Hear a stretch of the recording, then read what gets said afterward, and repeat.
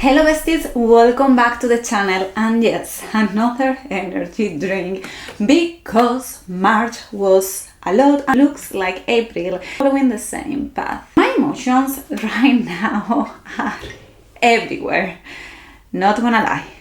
If you watch my previous shorts, you know that I am currently reading Erha volume 9 and oh boy, I am suffering and going through a lot of pain. So I needed to take a break and let my mind breathe. So we're not gonna talk about Erha volume 9 yet. However, we're gonna talk about everything I read during March. March was kind of my preparation month for what I'm reading at the moment because I went from sobbing over Moran and to wanting, yes, I read Erha as well last month, to feeling all the single life crisis vibe of 10 things I want to do before I become 40. Today, we're doing my March reading wrap up. Get your drink because I have some spicy takes to share and a genre that I think is becoming a favorite of mine during this year. Let's get into it. And we're starting with Danmei and with one reread, The Husky and His White Cat Shizun Volume 7. What can I tell you about this? Second time I read this volume and still feeling exactly the same as I did when I first read it. Learning about 𝘏𝘠𝘏𝘏 past is definitely a torture, but also makes you love that man 100 times more. Since he was a kid, he only wanted to do good, take care of others, always putting himself first, not caring about if he's gonna be in trouble, if he's gonna get hurt. And that has never changed. And seriously deserve everything. How you're not gonna love this beautiful and shiny smile? How we end up in where we are now? Like, what do you mean this cheerful kid is gonna end up going through all the suffering that he's been through? He's seriously criminal, not gonna lie. And also it was really emotional rereading again how Moran learned about 𝘏𝘠𝘏𝘏's past and how that only add more fire to the already chaos he had in his mind. Not only about everything that he regret that he did in his previous life, he's also realizing once again what an amazing person 𝘏𝘠𝘏𝘏 is, just feeling that he's not worthy to be with him. I love this volume, to be honest. It was really shocking at first when we get to know everything about 𝘏𝘠𝘏𝘏, and as I said, it only adds more love to the amount of love and adoration that I already have for that man. Obviously, I have to give it 5 stars. From volume 7, we move to volume 8, and I'm about to share a spicy take and probably an unpopular opinion. And if you watch my reel about my review of Erha volume 8, you can already guess what I'm gonna say, so please bear with me. This volume was a total disappointment, and let me tell you, it hurts me saying this because I love Erha a lot. I love this series so much. I think one of the reasons that this volume didn't quite click for me was actually my overhype. You have to keep in mind that I was coming from rereading the first 7 volumes, and as I said before, volume 7, it is a really great one, even though we have a bunch of painful information to process. Still, it is an amazing volume. So I think that counting that and also adding the fact that I put this book aside for more than half a year, I'm telling you, maybe I was overhyped. Maybe I thought I was gonna find here, I don't know, gold. And don't get me wrong, there are some parts of this volume that I truly enjoy reading, but the overall taste after finish it was bittersweet, because as I said, I love Erha so much. I love 𝘏𝑗. It is my favorite writer. What a surprise, you know already. So it was a bit disappointed, to be honest. However, I have to say, I can say now that I read it, because fun fact, it was such a joke already myself, the fact that this book has been in my shelf for so long that I included reading Erha Volume 8 as one of my 2026 reading goals, okay? That was the level. So, yay, I read it. Now I'm enjoying Volume 9. I will talk about Volume 9 in my next video about April reading wrap-up, but as I thought at the beginning after reading this, even though I was disappointed, I knew that Volume 9 was gonna be really great, so I still had hopes. And let me tell you, yes, it is really good. It is devastating as well. You guys were right. So going back to talk about Volume 8 and why I didn't like it, apart from everything that I shared, the plot felt too much busy compared to other volumes. And now I'm having difficulties talking about this while, you know, I have in my mind everything that I read in Volume 9. But still, even though in Volume 9 we have a bunch of discoveries, not feeling the same as I did with Volume 8. I think it was the pacing. As I said in my short, it was the pacing, it felt rushed. Well, I don't want to talk about the same again and again because I already shared my review in one of my shorts. Not a surprise that the volume with 𝘏𝘏𝘏 in the cover is the one that I didn't like. And no, it wasn't because of that, but suspicious. And after Erha Volume 7 and 8, I needed a bit of breath. I wanted to laugh, to be honest. I wanted to have fun. So I reread one of my favorite mangas from last year, in Spanish this time. 10 things I want to do before I turn 40. This is so good. This is so good, guys. If you love age gap as much as I do, and also office romance, you're gonna love this one.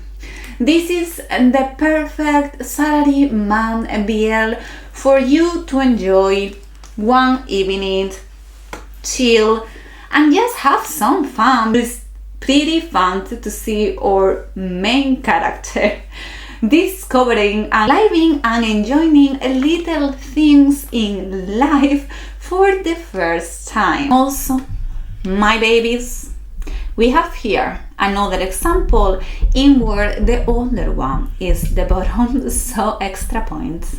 Basically, this manga follows the premise of our main character. It is a salaryman. His life goes mainly around work, go home, work, and continue, repeat again and again. He found himself realizing that the 40s are knocking the door. He was like, okay, let's do a list of different things I want to do before I turn 40. And seriously, really simple things and ordinary things that, even though for us may be really common and nothing extraordinary, they were new for him. Going to Harajuku, trying the dessert of a famous restaurant, finding a lover and spending his birthday with his loved one, and alone, etc. His subordinate or main lead discovered this lead and is more than happy to help him achieving everything, starting with the lover part. And I'm not gonna say anything else, you can more or less already guess, but as I said, this is an absolutely fluffy and fun story. I read it already 3 or 4 times and I'm just not getting tired of reading it. Actually, I'm waiting for Volume 2 that has been released recently. Let me tell you, it was an amazing surprise because I thought we weren't gonna get more about these two.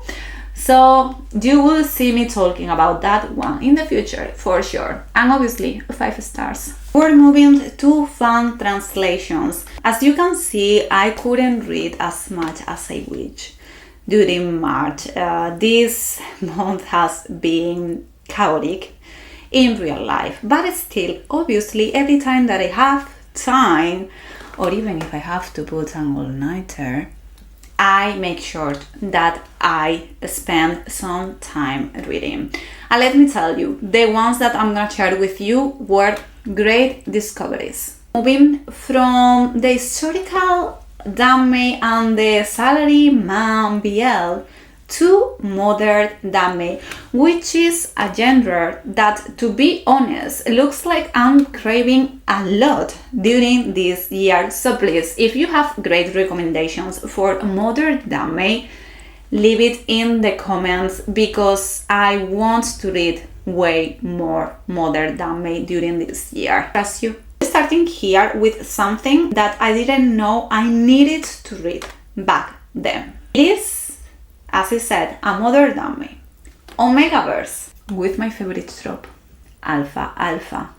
I'm talking about Eternities, still unsaid, till you love me.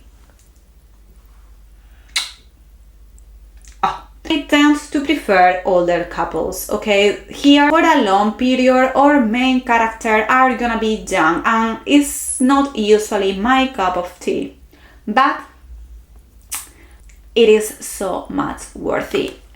And I'm gonna add something else. We have here amnesia arc, and yes, that is definitely one of my tropes that I hate with passion. However, I still have to give this Danmei 5 stars. Now you may be wondering, okay girl, spill the tea already. What is this Danmei about?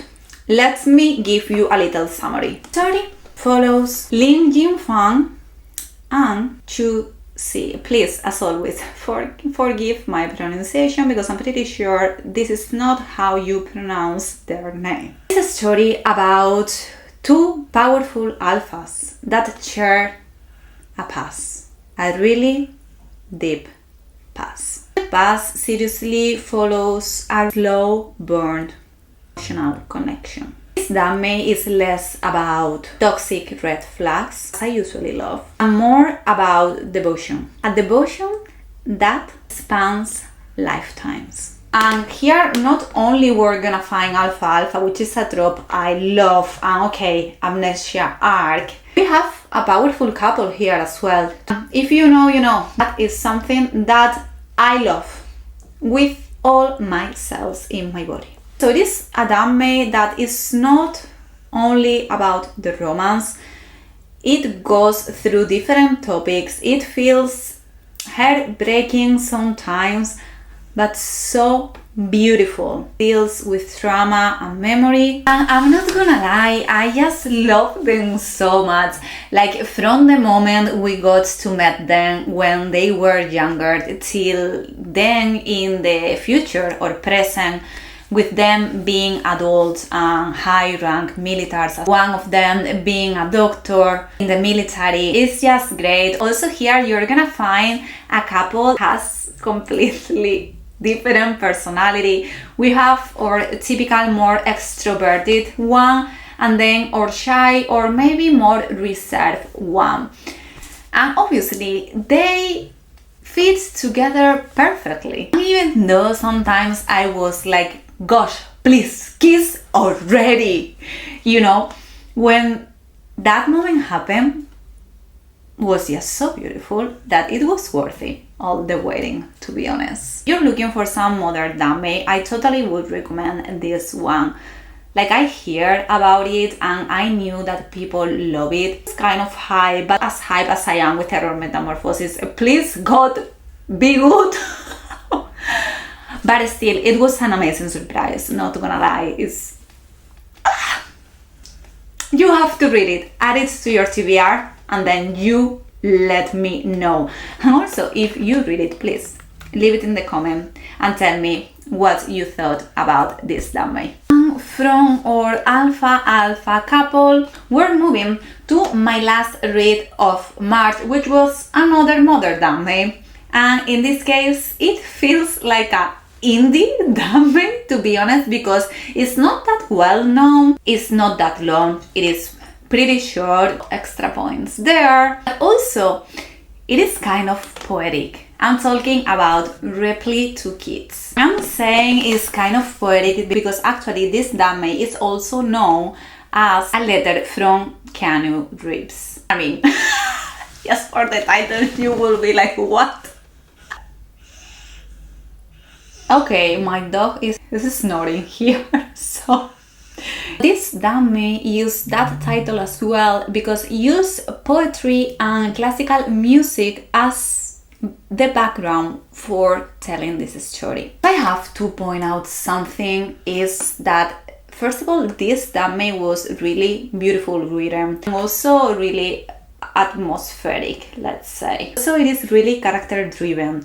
Like, I love these two so much. We have our main character who has been in love with our main lead for years. 4 years since high school. That is the kind of obsession this man has. And I'm telling you obsession because he knows everything. Every single thing about our main lead, he does know.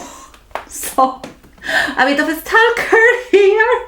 Yes, I think so. However, he never thought that he was gonna get a chance with him. He was happy just being able to see him from far away. My baby. Another perfect definition of journey. But surprise, surprise, they got to interact more with each other. And our main lead, who we thought that was really cool and unapproachable and definitely had zero interest in our main character. Well, we may be wrong. And you know what I love the most? If I thought our main character was crazy about this guy, because let me tell you, it's not only that he is obsessed, he is also a madman, okay? Like, he won't doubt to put his life on risk to protect his beloved one. But seriously, a madman. Just gonna say that. Then we discovered how possessive our main lead is. It's just, I think they're perfect for each other. I was having a hard time actually deciding how I was gonna rate this Danmei, because even though I enjoyed it a lot, then when I finished, I wasn't thinking about them 24/7. So that for me says that it didn't made an impact, a huge impact. Still, we have some extras. They were nice, and I'm gonna give it 3.25. However, don't let my rating discourage you at all. It's a really great title to read, even more for a light reading. Perfect. If you read it, please let me know in the comments. And what do you think? And now is your turn. Let me know in the comment what have you read during March, which was the title that you enjoyed the most reading, and if you have found any amazing new titles, please share it with me. Remember, sharing is caring. We don't gatekeep here in this channel. Remember that I'm trying to collect new questions for a part 2 of Q&A video answering all your questions you may have. So feel free to add them in the comment sections, and as usual, hope you're having an amazing day and see you in the next video. Ciao!